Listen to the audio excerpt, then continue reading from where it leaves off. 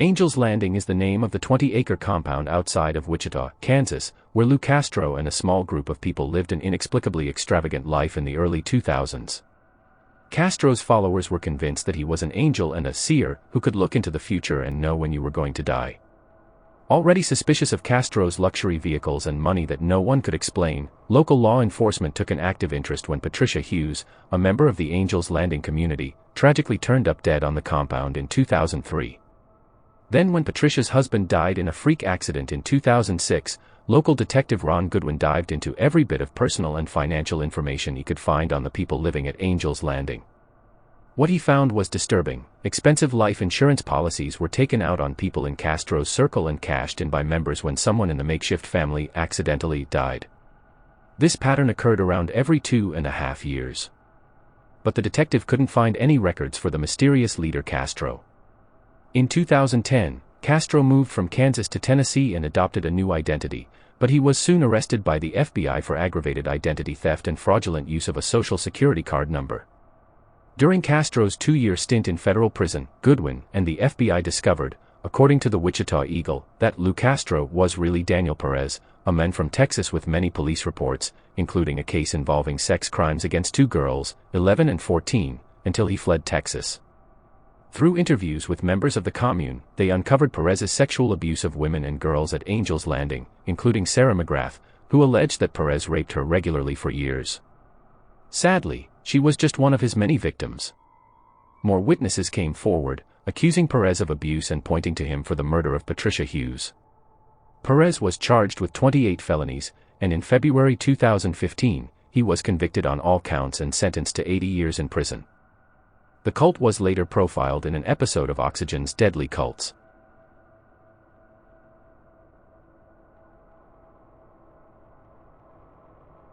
Initially called Teens for Christ, Children of God was founded in 1968 by rogue preacher David Berg in Huntington Beach, California.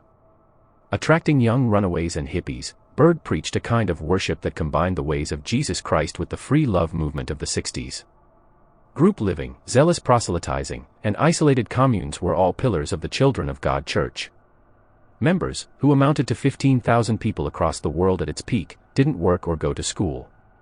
The COG didn't believe in the nuclear family, so children were grouped together and lived separately from their parents. In the late 1970s, COG became notorious for the sexual practices that one of Berg's own daughters later described as religious prostitution.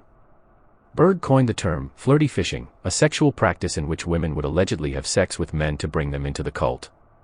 Berg promoted and encouraged the sexualization of children within the COG community. As Berg manipulated the COG family with his sadistic practices, members started leaving the community, including the families of actors Joaquin Phoenix and Rose McGowan, who both grew up in Children of God communes.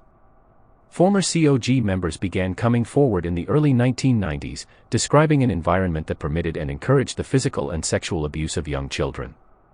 Ricky Dupuy appeared on a talk show in 1993 and revealed that he'd been ordered by the group to rape a 10-year-old.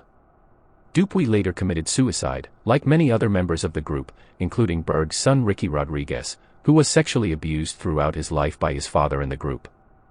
Although Berg died in 1994, the Children of God cult continues to exist and now goes by the name Family International, although the group claims that the horrific practices are a thing of the past.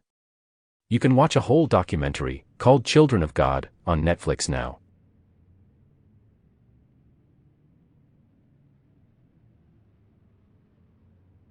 If you thought cults were a thing of the past, think again.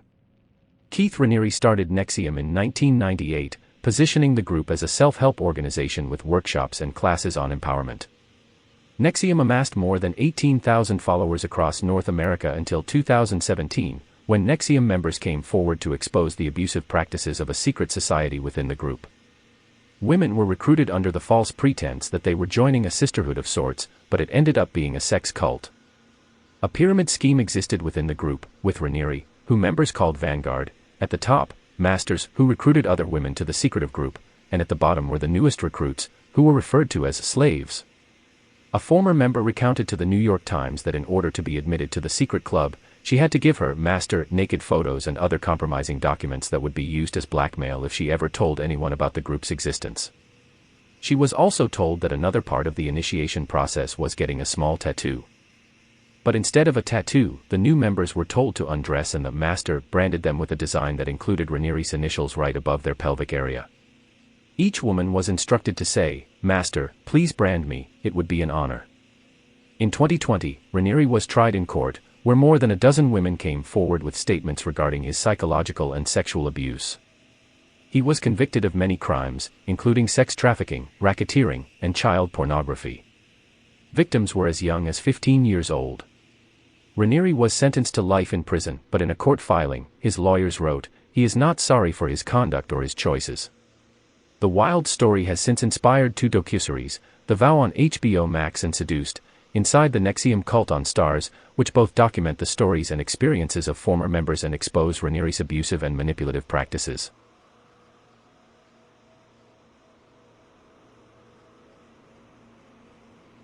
In the 1950s, Indiana native Jim Jones founded a church that he claimed promoted socialism and equality, with religious elements of Christianity.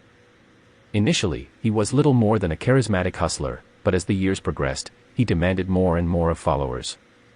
In the early 1970s, Jones moved his group to California and set them up in a commune-like settlement in Redwood Valley. Jones eventually came to believe that nuclear war was imminent and moved his followers again to the South American country of Guyana, which he thought would be outside the potential danger zone. The group lived there for several years as the People's Temple Agricultural Project, but after former members started speaking out against the church, San Francisco Congressman Leo Ryan decided to travel to Jonestown to investigate claims of abuse. Temple security guards opened fire on Ryan's group, and back at the settlement, Jones ordered his followers to drink a cyanide-laced beverage. A total of 918 people died in the incident, and until 9/11, it was the largest loss of American civilian life in history.